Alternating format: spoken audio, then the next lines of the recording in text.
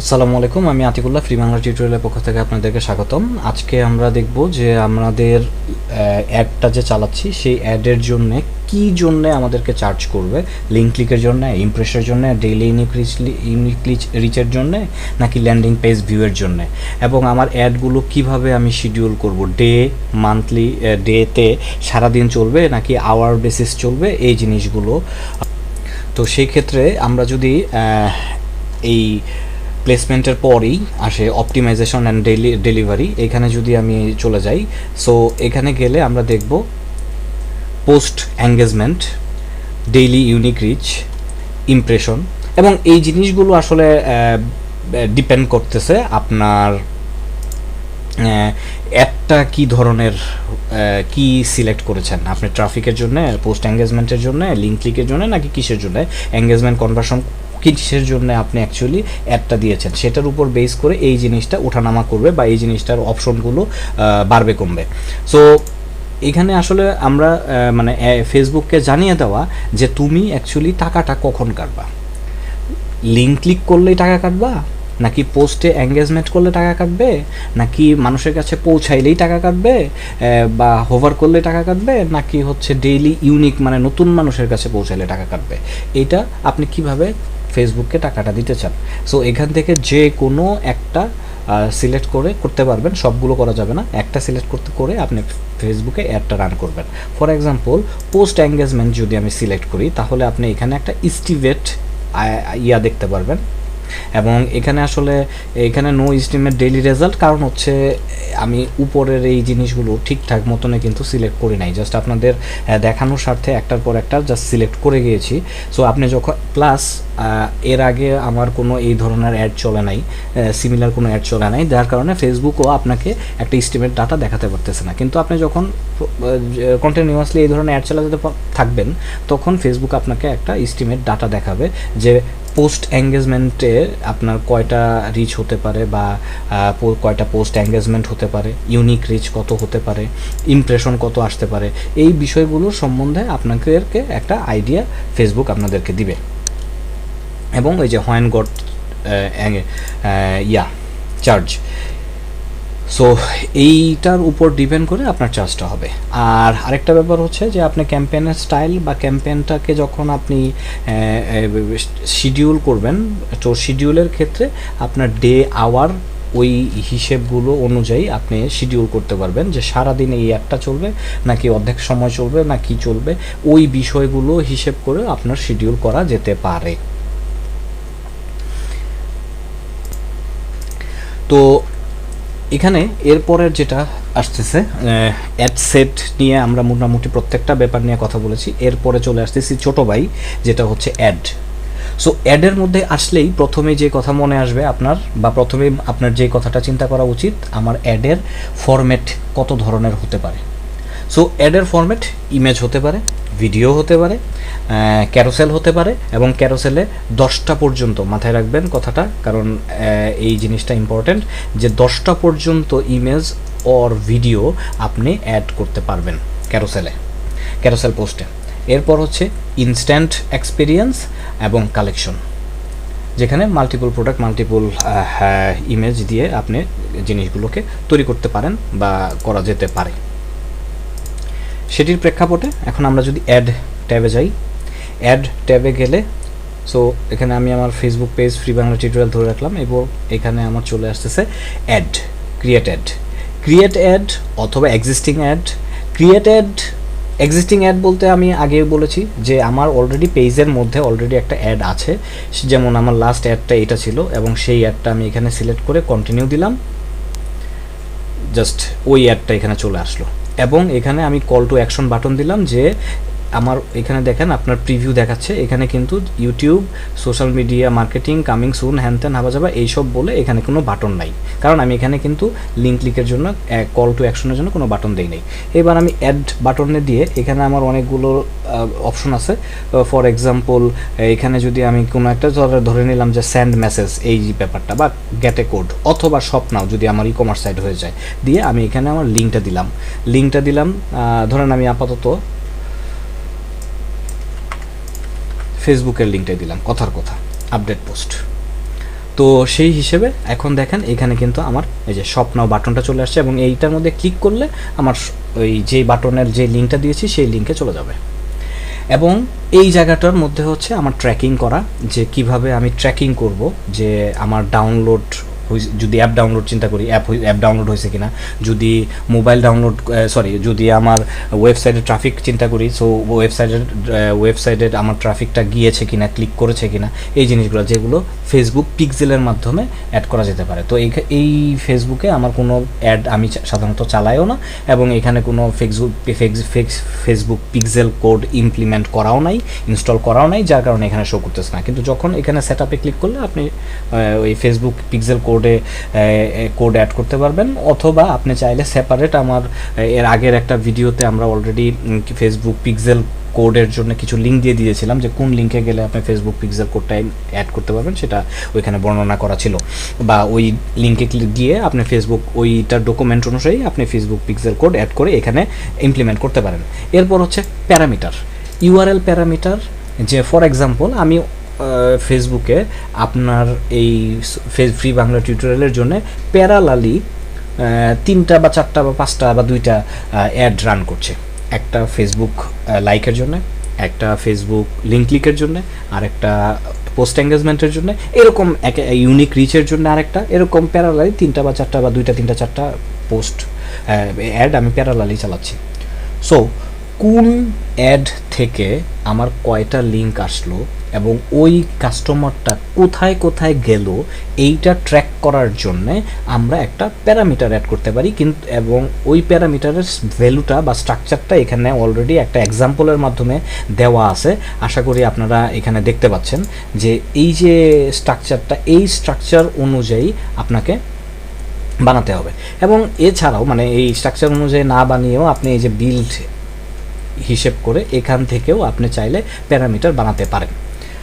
So এটা হচ্ছে multiple add, যদি ইভেন আপনি মাল্টিপল যদি নাও দেন, তারপরও একটা অ্যাডের জন্য আপনি এটা যদি স্পেশালি ট্র্যাক করার জন্য আপনি এখানে ওই ভ্যালুটা দিতে পারেন। ফর এক্সাম্পল আমি পেজ লাইকের জন্য দিয়েছি, এবং আমার এটা হচ্ছে SMM টিউটোরিয়াল, আমার চ্যানেলের মধ্যে অনেক টিউটোরিয়াল আছে, সো এখানে SMM টিউটোরিয়ালের পারপাসে দিয়েছিলাম এই অ্যাডটা, এবং হচ্ছে পোস্ট এঙ্গেজমেন্টের জন্য। সো কি 1 ইকুয়াল টু SMM লাইক বা SMM অ্যান্ড কি 2 value equal to page like. তখন এই লিঙ্কটা যখন ওইটা আমি সেট করব, তখন আমার অ্যানালাইটিকের মধ্যে বা আমার গুগল পিক্সেলের মধ্যে, ফেসবুক পিক্সেলের মধ্যে অলরেডি আমার ট্র্যাক চলে আসবে যে এই অ্যাড থেকে কয়টা লিঙ্ক ক্লিক, কয়টা কাস্টমার আমার ওয়েবসাইটে বা সাবস্ক্রাইবার হিসেবে গিয়েছে। আচ্ছা, এটা তো আমি কথার মানে দেখাতে দেখাতে, এবং এখান থেকে আবার প্লেসমেন্ট এই অপশনটা নতুন নিয়ে আসছে, প্রথমে এটা ছিল না, বাট এটা এখন আবার মানে নতুন বলতে এরকম না যে কালকে পরশু নিয়ে আসছে, কয়েকদিন প্রথম দিকে এটা ছিল না, বাট এখন এখান থেকেও আপনি চাইলে আপনার প্লেসমেন্ট কোন জায়গায় দিবেন কোন জায়গায় দিবেন না এটা এডিট করতে পারবেন। সো প্লেসমেন্ট নিয়ে আমরা বহুত কথা বলেছি, আর কথা বলতে যাচ্ছি না। এটা হচ্ছে আমার এক্সিস্টিং পোস্ট, চাইলে আমি যে এক্সিস্টিং পোস্টটা এটা আবার চাইলে এখান থেকে ক্লিক করে চেঞ্জও করতে পারি, আবার চাইলে নতুন একটা পোস্ট ক্রিয়েট পোস্টের মধ্যে ক্লিক করে নতুন একটা পোস্ট আমি করতে পারি, এবং নতুন একটা পোস্ট আপনি এখানে আপনার যা ইচ্ছা মতো করে লিখলেন, ছবি অ্যাড করলেন। ছবি অ্যাড করার ক্ষেত্রে অ্যাজ ইউজুয়াল আমার ফ্রন্ট এন্ডে যেভাবে আপনার আপলোড ফটো এবং video, post video across page, ক্রিয়েস, মানে একটা পেজের মধ্যে আপনি যে যে অপশনগুলো পান সেই অপশনগুলো আপনি এখানে পাবেন। এবং সবচেয়ে বড় কথা হচ্ছে এইখানের এক নাম্বার হচ্ছে আপনি পাবলিকলি শো করবেন নাকি রেস্ট্রিক্টেড অডিয়েন্স হিসেবে করবেন নাকি নিউজ ফিড টার্গেটিং হিসেবে করবেন, এটা সো আমি অবশ্যই রিকমেন্ড করব পাবলিক হিসেবে করবেন। আচ্ছা, এরপরে সবচেয়ে ইম্পর্ট্যান্ট যে বিষয়টা সেটা হচ্ছে যে এই অ্যাডটা যে আপনি পাবলিশ করলেন, এটা কি actually save as unpublish post হিসেবে পোস্ট হয়ে জাস্ট অ্যাড হিসেবে রান হবে, নাকি আপনার পাবলিশ হবে, নাকি শিডিউল হবে, নাকি ব্যাকডেটে হবে। ফর এক্সাম্পল আমাদের দেশে সাধারণত শুক্র শনি 2 দিন বন্ধ থাকে অফিস। এখন আপনি আপনার কোম্পানির জন্যে বা আপনার ব্যবসার জন্যে, বা ধরেন আপনার ঈদ একসাথে টানা 5 দিন বন্ধ, এরকম কিছু একটা হয়ে গেল, সো তখন সেই ক্ষেত্রে এই শিডিউলটা খুব কাজে লাগে। সো দেখা যায় যে আমি ঈদের আগের দিন, চাঁদ রাতের দিন আমি ঈদ মুবারক জানালাম আমার অডিয়েন্সকে, এবং ঈদের দিন আমি সেই চাঁদ রাতের দিন যেই পোস্টটা আমি ঈদ মুবারক জানালাম, সেই পোস্টটা ঈদের দিন সারাদিন আমি বুস্ট করলাম। সো তাতে আমি আসলে ওই সময় তো সাধারণত সবাই অফিসে কাজ করে না বা ছুটিতে থাকে, সো ছুটিতে থাকলেও আপনি এইভাবে আপনার অ্যাড শিডিউল হিসেবে রান করাতে পারেন। এটা হচ্ছে ক্রিয়েটিভ পোস্টের ক্ষেত্রে।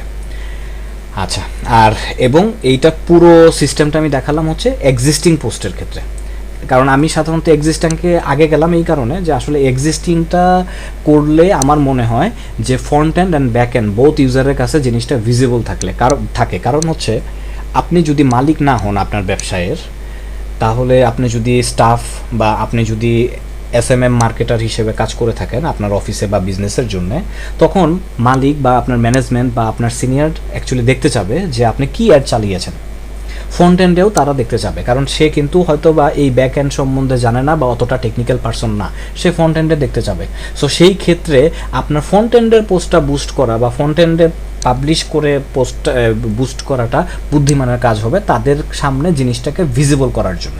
কারণ আপনার ব্যাক এন্ডের এই অপশনটা যে ক্রিয়েটেড, এটার মধ্যে যখন আপনি যাচ্ছেন, এটা কিন্তু আমার ফ্রন্ট এন্ডে পাবলিশ হচ্ছে না, আমার পেজের মধ্যে পাবলিশ হচ্ছে না।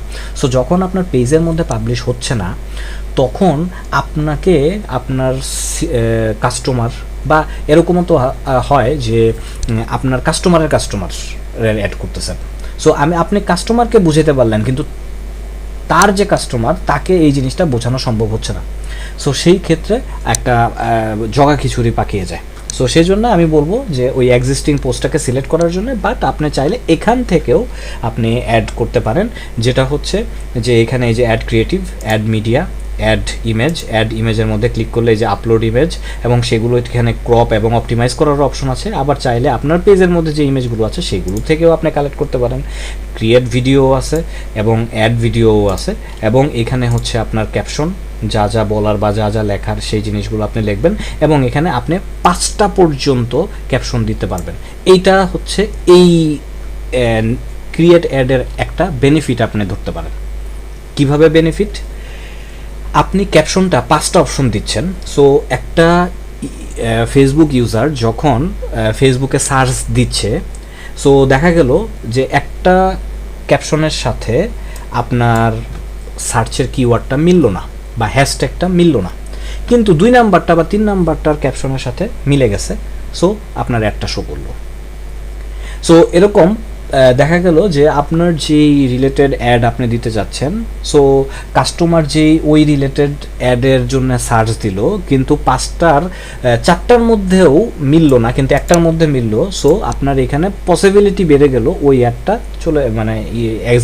আপনার টার্গেট অডিয়েন্সের কাছে পৌঁছানোর জন্য। সো এখানে আপনি 4টা ভিন্ন ভিন্ন ক্যাপশন দিতে পারতেছেন, অপশন রয়েছে, এবং সেই ক্ষেত্রে আমি বলবো যে আপনারও উচিত 5টা ভিন্ন ভিন্ন ক্যাপশন ইউজ করার জন্য, এবং ভিন্ন ভিন্ন ডিফারেন্ট যত বেশি সম্ভব কিওয়ার্ডগুলো ওই 5টা ক্যাপশনের মধ্যে অ্যাড করার জন্য, যাতে সার্চে আপনার অ্যাডটা ভিজিবিলিটি বেড়ে যায়। এটা another tips and tricks to optimise your ad. ঠিক একইভাবে লিঙ্ক এর জন্য বা ওই যে আপনার কোন ইউআরএল যাবে সেই ইউআরএলটা দিবেন, এবং ওই যে একটু আগে যেটা দেখিয়েছি যে ইউআরএল প্যারামিটার ট্র্যাক করার জন্য কল টু অ্যাকশনের মধ্যে এখানে বাটন আপনি যেটা চান সেটা সিলেক্ট করবেন, এবং ট্র্যাকিংয়ের জন্য বাকি যে অপশনগুলো সেটা আগের মতোই। এবং এটা অ্যাড করার পর ইমেজ সিলেক্ট করার পর এখানে প্রিভিউ চলে আসবে, এর আগে আসবে না। তো সেই প্রেক্ষাপটে বা সেইভাবে এইভাবে আপনি অ্যাডগুলো দিতে পারেন বা অ্যাডগুলো দেওয়া উচিত। এরপরে আমার অ্যাডের টাইপগুলো আমি দেখলাম, বা অ্যাড কীভাবে দেওয়া যায়, এবং এই জিনিসগুলো আমরা দেখলাম। এবং এখানে স্পেসিফিকভাবে আমি আসলে দিতে চাচ্ছি না, কারণ আমি বুঝতে পারছি বা ধরে নিচ্ছি যে আমরা ফেসবুকে কিভাবে পোস্ট করতে হয় এটা সবাই আমরা মোটামুটি জানি।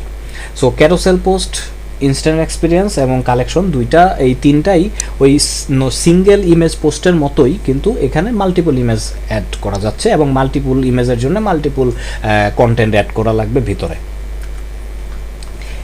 এখন আমরা তো অ্যাডগুলো বানালাম, তো এই অ্যাড বানানোর ক্ষেত্রে অ্যাডস ম্যানেজারে আপনি যখন অ্যাডটা বানাবেন বা আপনি একটা অ্যাড রেডি করে কাস্টমারের কাছে পাঠাবেন অ্যাড ক্যাম্পেইন করার জন্য, সেই ক্ষেত্রে আপনার কিছু জিনিস মাথায় রাখা উচিত বা কিছু জিনিস মাথায় রেখে কাজগুলো করা উচিত।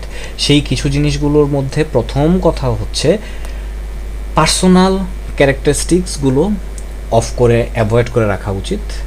আপনার কাউকে ব্যক্তিগতভাবে আঘাত করা উচিত না, স্বাভাবিকভাবেই কোনো বকাঝকা করা উচিত না। তারপর মানে যেগুলো আপনার কপিরাইট হিসেবে নাই বা যেগুলো আপনার না, সেই জিনিসগুলো নিয়ে কাজ করা উচিত হবে না। তারপর এখানে যেটা হচ্ছে যে বিফোর এবং আফটার এই ধরনের ইমেজ ইউজ না করা, সেক্সুয়ালি হ্যারাসমেন্ট হয় বা সেক্সুয়াল কোনো ইমেজ ইউজ না করা। তারপর হচ্ছে কোনো মানে মানে ভয় পাওয়া বা ভয় স্কেরি টাইপের কোনো ইমেজ ব্যবহার না করা, এবং মানে আপনার ফেসবুকের মধ্যে আপনার লোগো ব্যবহার করা যেটা আপনার জন্যে মানে ইফেক্টিভ হয়, বা মানে ফেসবুকের লোগোটা ইউজ করাটা উচিত। তারপর যেটা হচ্ছে আপনি ক্যাম্পেইন চালাচ্ছেন একটা জিনিস নিয়ে, আপনি লিঙ্কের দিচ্ছেন আরেকটা জিনিস। ফর এক্সাম্পল আপনি বলতেছেন 5 পাউন্ড ডিসকাউন্ট, এবং আপনি যখন লিঙ্ক লিখে ক্লিক করতেছেন শপ নাও, সো শপ নাও এর মধ্যে গিয়ে আপনি কন্টাক্ট পেজের লিঙ্ক দিয়ে রাখছেন কথার কথা। সো অ্যাকচুয়ালি এখানে 5 পাউন্ড ডিসকাউন্ট, কন্টাক্ট পেজে যদি কাস্টমার যায় 5 পাউন্ড ডিসকাউন্টে সে কী দেখবে? সো অ্যাকচুয়ালি আপনার অফার পেজটা যেখানে, সেইখানেই আসলে লিঙ্কটা দেওয়া উচিত যাতে ইউজার কনফিউজড না হয়ে যায়। এরপর যেটা হচ্ছে যে আপনার অ্যাড টেক্সটটা একটা অ্যামাউন্টের মধ্যে মানে লিমিট থাকা উচিত। একেবারে বিশাল বড় টেক্সট দেওয়া উচিত না, যাতে ইউজার বিরক্ত হয়ে যায়, এবং খালি অ্যাড মানে লেখা ছাড়া যাতে ইউজার কিছুই চোখে দেখতেছে না, এরকম যেন না হয়। এরপর হচ্ছে আপনার ইউজার যে ল্যান্ডিং পেজে আপনি নিয়ে যাচ্ছেন সেই ল্যান্ডিং পেজটা যেন দেখতে সুন্দর হয়, ভাঙাচোরা না হয়। কারণ এই ল্যান্ডিং পেজটা হচ্ছে আপনার প্রথমে হচ্ছে দর্শনদারি, তারপরে গুণবিচারী। সো প্রথম দর্শনে যেন আপনার যে পেজটাতে নিয়ে গেছেন সেই পেজটাতে ইউজারের বিরক্তি হয়, এই ধরনের কোনো কিছু না চলে আসে। এবং যেই পেজে নিয়ে যাচ্ছেন সেখানে যেন প্রচুর পরিমাণে অ্যাড বা প্রচুর পরিমাণে পপ আপ আছে যেই সবে ইউজার বিরক্ত হচ্ছে, এই ধরনের কাজ আপনি করা থেকে বিরত থাকবেন। এবং দেখা হচ্ছে যে আপনি লিঙ্ক ক্লিক করে এমন একটা পেজে নিয়ে গেছেন যেই পেজের মধ্যে সেক্সুয়াল ইমেজ অথবা শকিং ইমেজ অথবা কোনো ভীতিকর ইমেজ দেখাচ্ছে, যেটা আসলে মানুষের জন্য মানে প্রস্তুত ছিল না, ওই রকম একটা ইমেজ আপনি দেখাচ্ছেন, এরকমও যাতে না হয়। এরপর যেটা হচ্ছে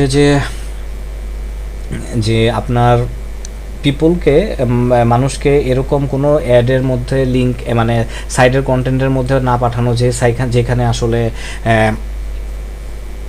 আপনি জাস্ট ট্রাফিকটা পাঠানোর জন্য অ্যাডটা মানে লিঙ্কটা বানাইছেন বা লিঙ্ক ক্লিকটা করাইছেন, অ্যাকচুয়ালি ওই লিঙ্কে বা ওই পেজে বা ওই ল্যান্ডিং পেজে আসলে কিছু নেই, বা ওই ওয়েবসাইটে কিছু নাই, জাস্ট আপনার র্যাঙ্কিং বাড়ানোর জন্য যে প্রচুর পরিমাণে ইউনিক ভিজিটর আসছে এইসব দেখানোর জন্য আপনি অ্যাডটা করছেন। এই ধরনের অ্যাড করা থেকে বিরত থাকা উচিত। এবং আপনার যে কথা বা মূল বক্তব্য, সেই মূল বক্তব্যগুলোর মধ্যে কোনো ধোঁয়াশা থাকা উচিত না, ডাইরেক্ট হওয়া উচিত। এবং বারবারই একই কথা যে আপনার ক্যাপশন, আপনার ইমেজের মধ্যে কন্টেন্ট, আপনার ল্যান্ডিং পেজের কন্টেন্ট, 3 কথাই যেন সেম থাকে, একই জিনিস থাকে, একই সাবজেক্ট থাকে। এবং আপনার ব্র্যান্ডিংটা বা আপনার ওয়ে অফ স্পিকিং, এই টোনটা যেন সেম থাকে, এই জিনিসগুলো।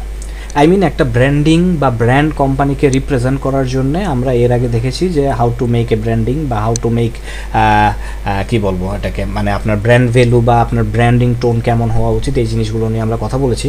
সো সেই জিনিসটাই যেন আপনার অ্যাডের মাধ্যমে রিপ্রেজেন্ট করা হয়, নাথিং এলস। তো বন্ধুরা, আজকে এই পর্যন্তই। আশা করি সবাই ভালো থাকবেন।